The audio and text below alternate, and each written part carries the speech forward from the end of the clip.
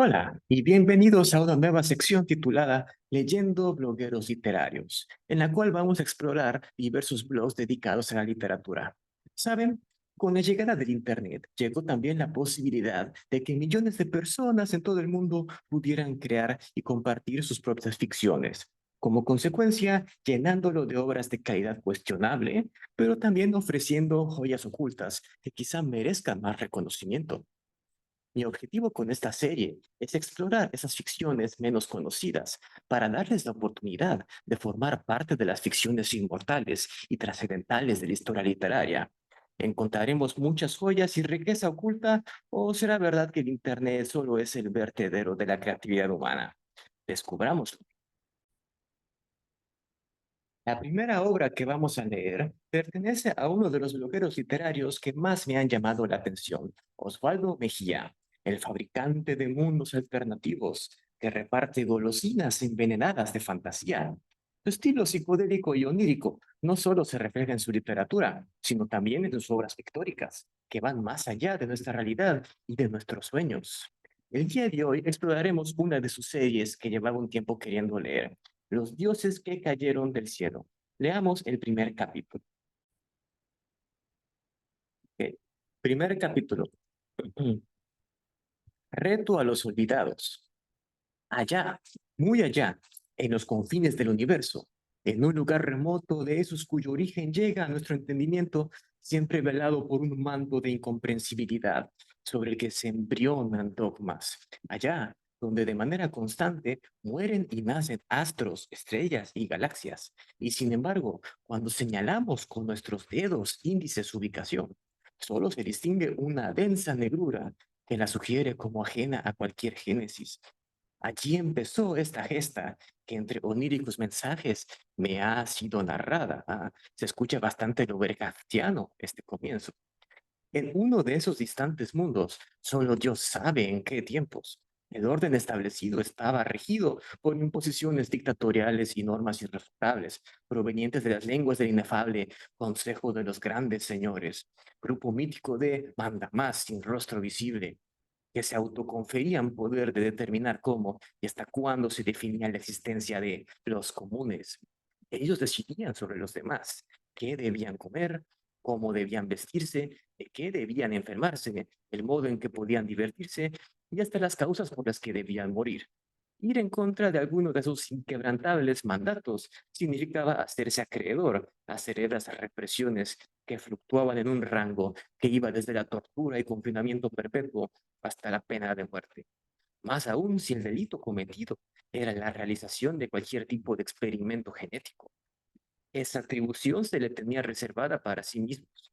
Si alguien osaba infringir esta última regla, él o los infractores serían condenados a la inmediata eliminación de su existencia en cuanto fueran ubicados por el escuadrón denominado los Implacables. A la sazón, cuatro científicos, guiados en parte por el común sentido del ansia de conocimiento, así como también por la primitiva tentación de jugar a ser dioses, desobedeciendo la autoridad implantada, habían estado efectuando estas vedadas experimentaciones de manipulación de genes, cada vez de manera más atrevida, lo cual los fue poniendo bajo sospecha y posteriormente en evidencia. Ello, al desatar la ira del Consejo de los Grandes Señores, con su rebelde actitud, los calificaba como presas por defecto del grupo encargado de aplicar la pena capital ad hoc para estos casos. Aunque suene inútil, pues los implacables tenían la fama y el prestigio de jamás haber dejado escapar condenado alguno que se les encomendara capturar y eliminar, el cuarteto inculpado y sentenciado, sabiéndose descubiertos, emprendieron la presunta estéril huida. Rápidamente abordaron una nave pequeña, que por sus dimensiones garantizaba velocidad y maniobrabilidad. El equipaje era casi nulo, tanto como las exiguas provisiones.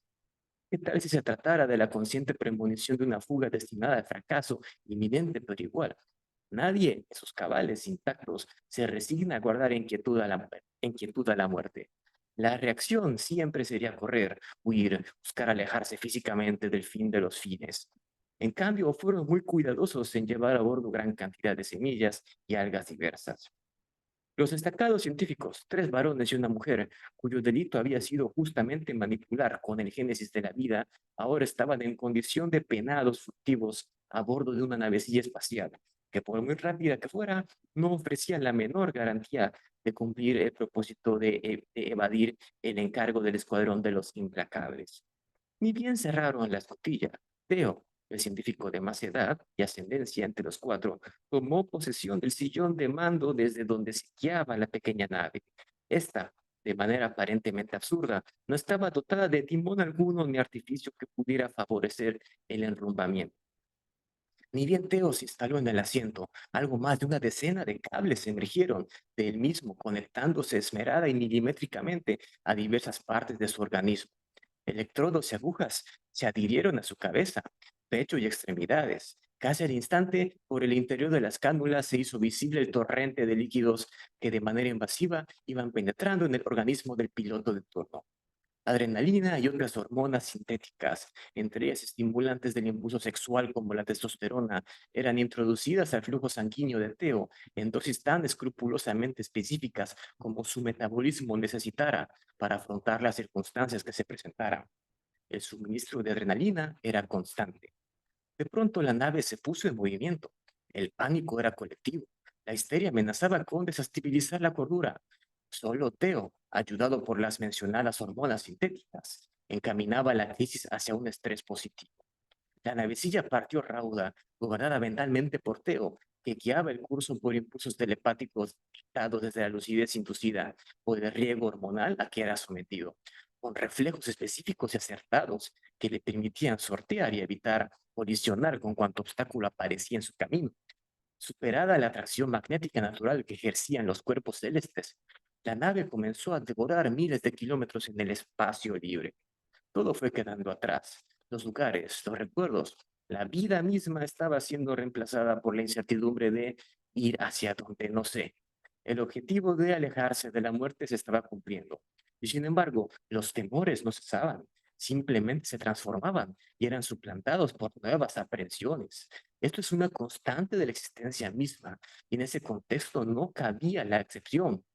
Tras de ellos, a lo lejos, de manera súbita, se hicieron visibles 7 puntos flotantes que poco a poco fueron creciendo y adquiriendo la relevancia de siniestras presencias punzantes, provocadoras de angustias y dolor en el alma de los fugitivos.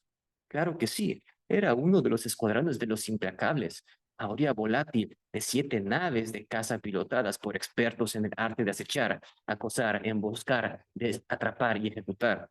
Despiadados matadores por encargo y muy responsables, disfrutaban apasionadamente del cumplimiento del rol que se les había asignado. Y ahora estaban allí, a sus espaldas, husmeando y deleitándose con el miedo de los fugitivos. El juego previo del depredador, instantes antes de devorar a la presa. La navecilla con los 4 científicos era apenas un punto deslizándose entre la inmensidad del espacio, transportando el espanto que provoca la cercanía de la muerte, cada vez más cerca, reclamando por el festín de su sangre. Bueno, hasta aquí este primer capítulo. Me ha parecido bastante interesante cómo es esta mezcla de, no sé, de una mitología cósmica divina, pero también con una burocracia interna y con leyes.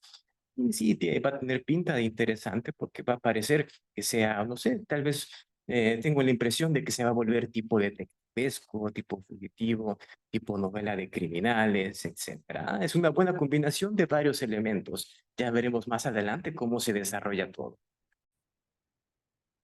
Esto ha sido todo por ahora. Nos veremos en la siguiente sección. Hasta otro universo paralelo.